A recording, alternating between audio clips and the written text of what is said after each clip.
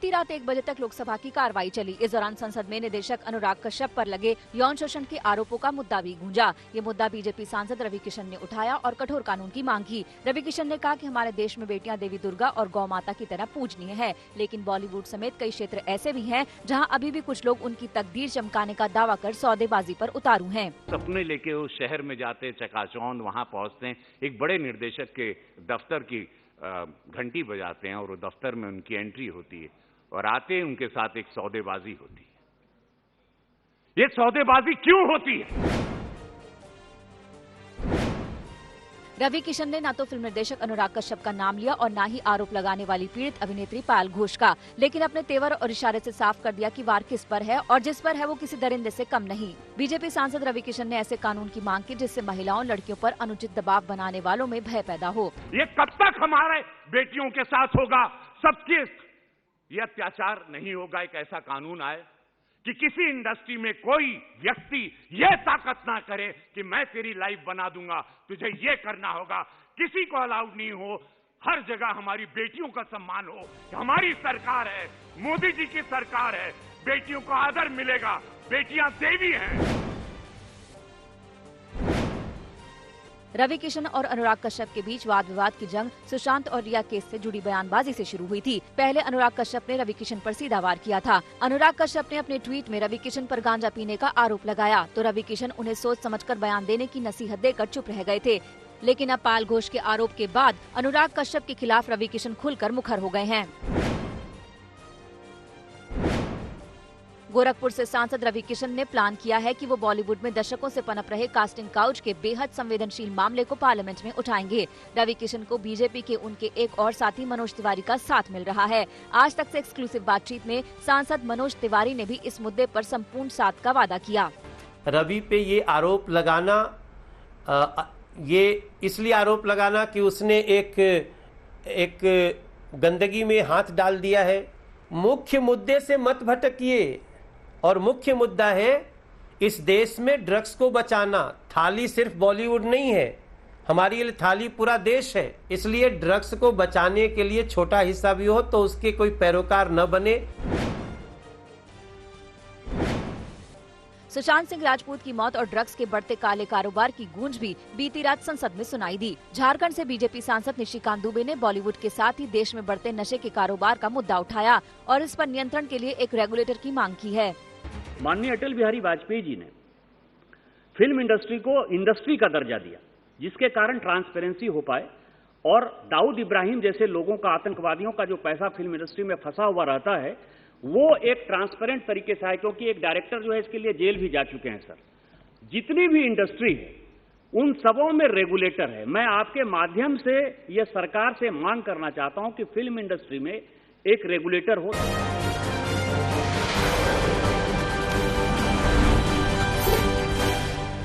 Casting couch के आरोपों में घिरे अनुराग कश्यप की मुश्किलें बढ़ती नजर आ रही हैं।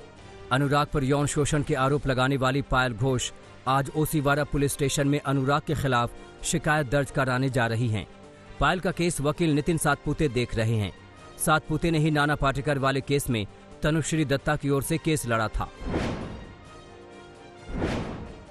पायल घोष ने अनुराग कश्यप पर कई संगीन आरोप लगाए हैं। पायल का कहना है कि अनुराग ने फिल्म बॉम्बे वेलवेट में काम देने के एवज में जिस्मानी ताल्लुकात बनाने का ऑफर दिया, साथ ही कई और हीरोइनों के साथ संबंध होने का जिक्र किया। उन्होंने ये भी बताया कि मेरे साथ बहुत सारे लड़कियों का संबंध रह चुका है, 200 से भी ज्यादा, और वो बहुत प्राउडली ये बोल रहे थे। अनुराग कश्यप ने पायल के आरोपों को बेबुनियाद बताया और मामले में कुछ हीरोइनों का नाम खींचने को लेकर भी सवाल खड़े किए। अनुराग कश्यप ने कहा कि यह उनको चुप कराने के लिए झूठ बोला जा रहा है। पायल घोष के समर्थन में अब कंगना रनौत भी उतर आईं। कंगना ने अनुराग कश्यप को गिरफ्तार करने की मांग की। वहीं अनुराग कश्यप पर संगीन आरोप भी लगाए हैं। इतना ही नहीं, अब कंगना ने बॉलीवुड में कास्टिंग काउच को लेकर भी हमला किया और खुद को भी इसका शिकार बताया। अनुराग कश्यप के बचाव में उनकी पूर्व पत्नी आरती बजाज भी आ गई हैं। आरती का कहना है कि अनुराग पर इस तरह के आरोपों पर हंसी आती है। साथ ही तापसी पन्नू और डायरेक्टर अनुभव सिन्हा ने भी अनुराग का बचाव किया। सुशांत केस में सीबीआई और एम्स के डॉक्टरों के बीच होने वाली मीटिंग टल गई है। अब ये बैठक आगामी मंगलवार को होना संभव है। एम्स के डॉक्टर की टीम अनुराग और इस विस्रा रिपोर्ट के सामने आने के बाद मौत की सटीक वजह सामने आ सकती है।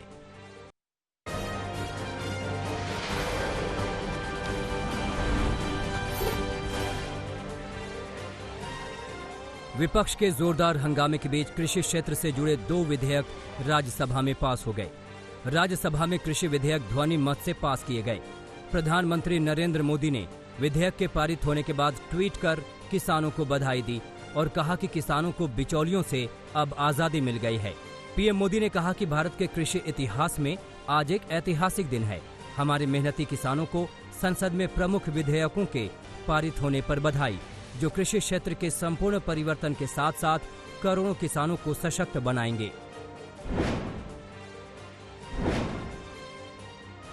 बिल पास होने के पहले विपक्षी सांसदों ने सदन में जमकर नारेबाजी की। टीएमसी सांसद डेरेक ओ ब्रायन ने उपसभापति के आसन के पास पहुंचकर रूल बुक फाड़ दिया और आरोप लगाया कि सदन की कार्यवाही नियमों के खिलाफ हुई है। हंगामा करते हुए विपक्षी सदस्य सदन की वेल में पहुंच गए और उपसभापति की माइक छीनने की कोशिश की। विपक्षी पार्टी के सांसदों की मांग थी कि आगे की चर्चा के लिए विधेयकों को सिलेक्ट कमेटी के पास भेजा जाए। वहीं सरकार ने जोर दिया कि ये बिल ऐतिहासिक है और किसानों के जीवन में बदलाव लाएंगे। मोदी सरकार के 6 कैबिनेट मंत्रियों ने कृषि बिल के पास होने पर खुशी जताई। रक्षा मंत्री राजनाथ सिंह ने कहा कि कृषि विधेयक जो राज्यसभा से पास हुए हैं वो ऐतिहासिक हैं। किसानों को इसके जरिए वो आजादी मिलेगी जिसके वो हकदार हैं। इसके अलावा मुख्य रूप से उन्होंने विपक्ष के हंगामे के ऊपर चर्चा की और इस कृत्य की निंदा की। राजनाथ सिंह ने कहा कि सरकार ने कभी भी किसानों के अहित की बात नहीं सोची है और सरकार हमेशा उनके भले के लिए कार्य करने के लिए प्रतिबद्ध है। उन्होंने कहा कि मैं भी किसान हूं और जानता हूं कि सरकार कभी किसानों के भले के विरुद्ध नहीं जाएगी। कांग्रेस के पूर्व अध्यक्ष राहुल गांधी ने ट्वीट करके कृषि विधेयक को लेकर मोदी सरकार पर निशाना साधा है और एमएसपी की गारंटी पर सवाल उठाया है। राहुल गांधी ने कृषि विधेयक को काला कानून बताया है। उन्होंने ट्वीट में लिखा, मोदी सरकार के कृषि विरोधी काले कानून से किसानों को एपीएमसी किसान मार्केट खत्म होने पर एमएसपी कैसे मिलेगा? एमएसपी की गारंटी क्यों नहीं? मोदी जी किसानों को पूंजीपतियों का गुलाम बना रहे हैं, जिसे देश कभी सफल नहीं होने देगा। कृषि बिल के विरोध में कांग्रेस आज संसद का घेराव करेगी। कांग्रेस प्रवक्ता रणदीप सुरजेवाला ने कहा कि 2020 में फिर से आजादी की लड़ाई होगी। वहीं केंद्रीय मंत्री स्मृति ईरानी ने कांग्रेस के खिलाफ पलटवार किया। ईरानी ने कहा कि विपक्ष का विरोध किसानों के लिए नहीं बल्कि दलालों के लिए है।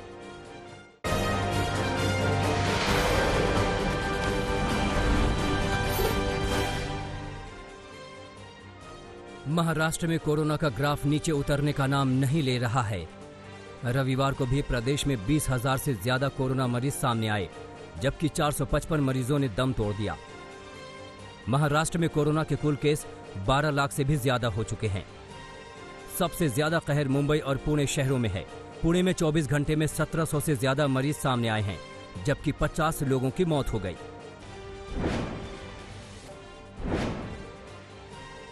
महाराष्ट्र के बाद दक्षिण भारत में कोरोना का कहर सबसे ज्यादा है।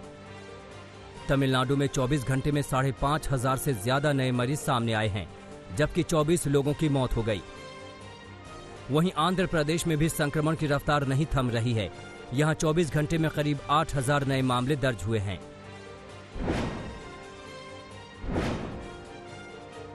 दिल्ली में भी कोरोना की दूसरी लहर बेहद परेशान करने वाली है। रोजाना नए मरीजों के आंकड़े पिछले सभी रिकॉर्ड तोड़ रहे हैं। रविवार को राजधानी में 3,800 से ज्यादा मरीज सामने आए। दिल्ली में कुल मौत का आंकड़ा 5,000 के करीब पहुंच गया है।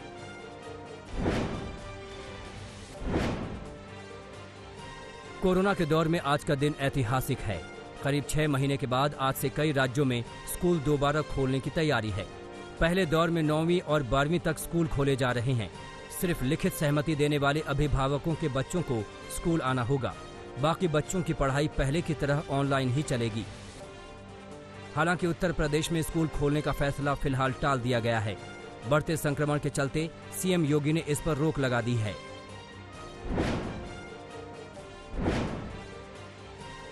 कोरोना संक्रमण को लेकर ICMR का देश भर में दूसरा सीरो सर्वे पूरा हो गया है। जल्द ही इस सर्वे के नतीजे सामने होंगे। इस बार का सर्वे राज्य, जिले, शहरी, ग्रामीण और कंटेनमेंट जोन के स्तर पर किया गया है।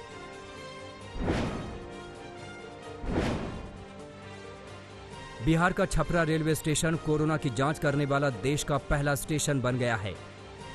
ट्रेनों के जरिए बाहर से छपरा आने वालों की स्टेशन पर ही जांच की जा रही है और शुरुआती तौर पर रोजाना करीब 200 यात्रियों की जांच हो रही है।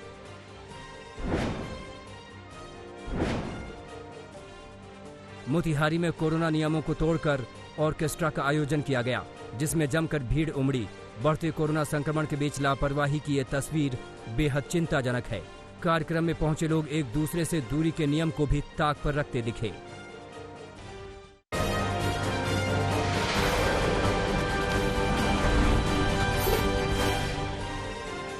दिल्ली के संगम विहार में एक कार के जलने की भयानक तस्वीरें सामने आई हैं। देखिए कैसे बीच चौराहे पर कार धू-धू कर जल रही है। कार जलने की सूचना पुलिस को किसी ने फोन पर दी थी। बताया जा रहा है कि कार में आग लगने की वजह शॉर्ट सर्किट हो सकती है। कार में आग लगने से कार का ड्राइवर बुरी तरह झुलस गया, जिसे अस्पताल में भर्ती कराया गया।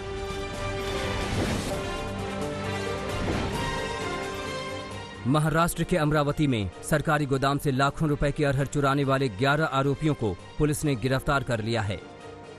बताया जा रहा है कि आरोपियों ने सरकारी गोदाम से 160 बोरी अरहर की दाल चुराई थी।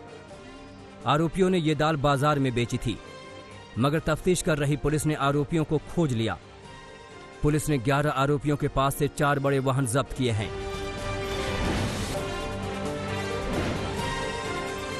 अलीगढ़ में पुरानी रंजिश के चलते एक युवक की हत्या कर दी गई।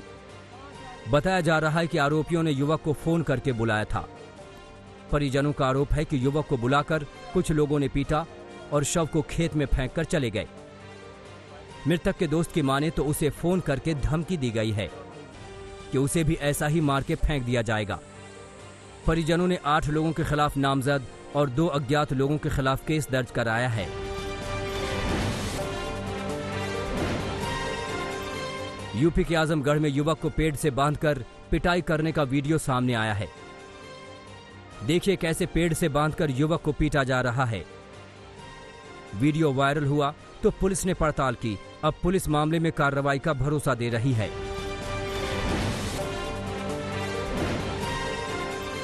महाराष्ट्र के कोल्हापुर में गोकुल शेरगांव MIDC इलाके की एक फैक्ट्री में भयानक आग लग गई।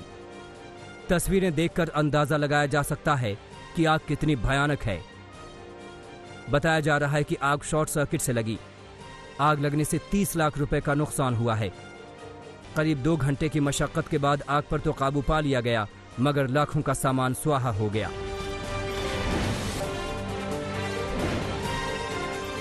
श्रीनगर के खनियार में बाबा डैम गुसिया अस्पताल में भयानक आग की तस्वीरें सामने आई हैं। देखिए किस कदर अस्पताल धू-धू कर जल रहा है। आग की लपटें देखकर अंदाजा लगाया जा सकता है कि आग कितनी भयानक है।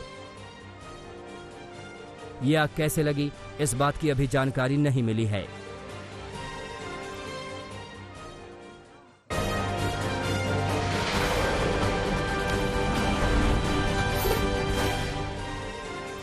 दिल्ली के IG एयरपोर्ट पर सोने की तस्करी के आरोप में पिता पुत्र को गिरफ्तार किया गया है। बताया जा रहा है कि पिता पुत्र दुबई से सोना लेकर आ रहे थे। कस्टम विभाग ने बताया कि सोने को आर्टिफिशियल ज्वेलरी के पाइप में छिपाया गया था। इन आरोपियों के पास से पुलिस को 1 किलो से ज्यादा सोना मिला है। जानकारी के मुताबिक पिता पुत्र इसके पहले भी 84 लाख के सोने की तस्करी कर चुके हैं। असम के कामरूप में दर्दनाक हादसा हुआ है। यहां बोको थाना क्षेत्र के नदियापार इलाके में ट्रेन की चपेट में आने से एक बच्चे समेत परिवार के 3 सदस्यों की मौत हो गई, जबकि 4 साल की बच्ची गंभीर रूप से घायल हुई है। ये दर्दनाक हादसा रेलवे लाइन पार करते हुए हुआ।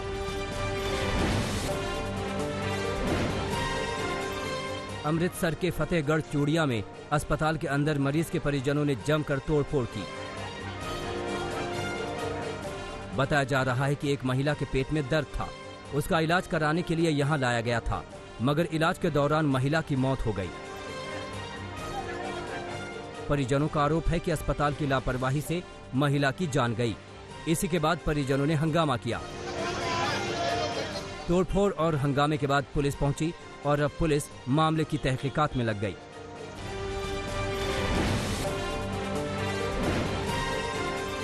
अलीगढ़ के इगलास थाने के अंदर धमाका होने से अफरा तफरी मच गई।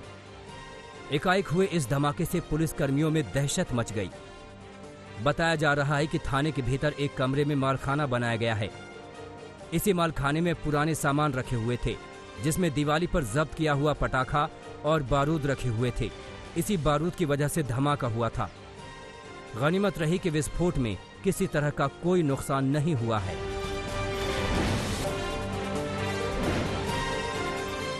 बिहार के मुजफ्फरपुर में अंतर्राष्ट्रीय तस्कर गैंग का खुलासा हुआ है। यहां पुलिस ने 6 तस्करों को गिरफ्तार किया। गिरफ्तार 6 तस्करों में से 3 नेपाल के रहने वाले हैं। पुलिस ने इन आरोपियों के पास से 1.5 किलो चरस और 14 लाख रुपए कैश बरामद किया है। अब पुलिस इस बात की जांच कर रही है कि इन चरस तस्करों के तार कहां कहां फैले हैं और इनके साथ बाकी के कौन लोग इस तस्करी में शामिल हैं।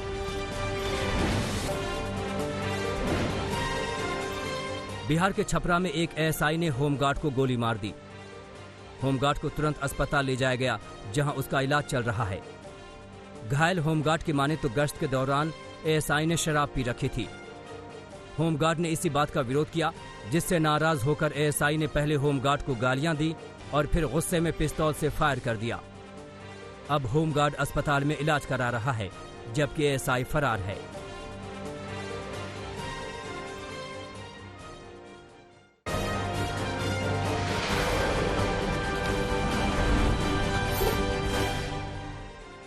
अमेरिकी राष्ट्रपति डोनाल्ड ट्रंप ने चीनी ऐप टिकटॉक के अमेरिका में संचालन को लेकर ओरेकल और वॉलमार्ट कंपनियों के बीच संभावित करार की घोषणा की है।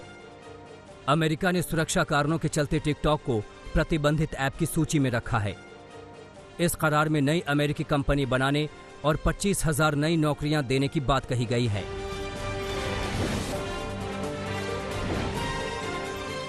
अमेरिका के राष्ट्रपति डोनाल्ड ट्रंप उच्चतम न्यायालय की न्यायाधीश रूथ बी गिन्सबर्ग के निधन के बाद खाली पद के लिए किसी महिला उम्मीदवार को नामित करेंगे।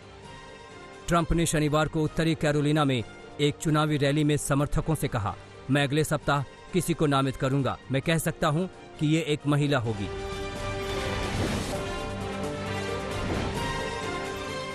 जापानी प्रधानमंत्री योशिहिदे सुगा की अक्टूबर में अमेरिकी विदेश मंत्री माइक पोम्पियो से मुलाकात हो सकती है। जापान में प्रधानमंत्री पद ग्रहण करने के बाद सुगा की ये पहली विदेश यात्रा होगी।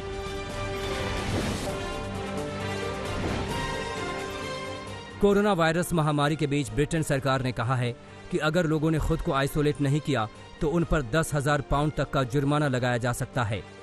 ये नियम 28 सितंबर से लागू हो रहा है। सरकार ने कुछ और नए कदम उठाए हैं। जिन लोगों की कमाई कम है उन्हें 500 पाउंड की राशि दी जाएगी।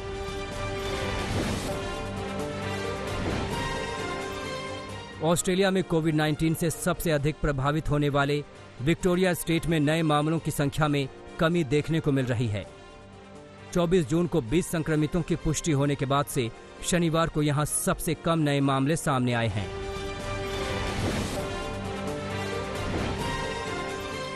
ब्रिटेन के बाद अब फ्रांस में कोरोना का सेकेंड वेव देखने को मिल रहा है। शनिवार को देश में कोरोना के 13,500 से ज्यादा नए मामले दर्ज किए गए। इसमें फ्रांस की अर्थव्यवस्था मंत्री ब्रूनो ली मेरी भी शामिल हैं।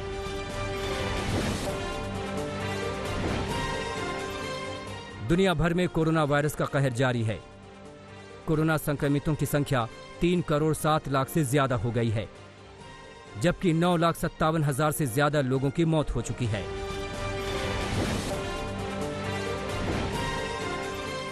भूमध्य सागर में तेल और गैस के उत्खनन को लेकर जारी तनाव के बीच तुर्की ने बड़ा नौसैनिक अभ्यास शुरू किया है।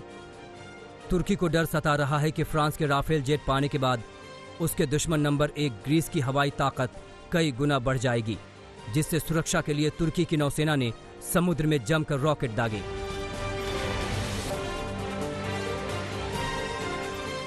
चीन में नेशनल डे और ऑटम फेस्टिवल से पहले सी फूड का बाजार सजने लगा है। चीन के जियांगशू में करीब 7,000 हेक्टेयर जमीन पर करीब 6,000 ton sea food seasonal fruits का पैदावार होता है, जो यहाँ के किसानों की आजीविका का मुख्य साधन है।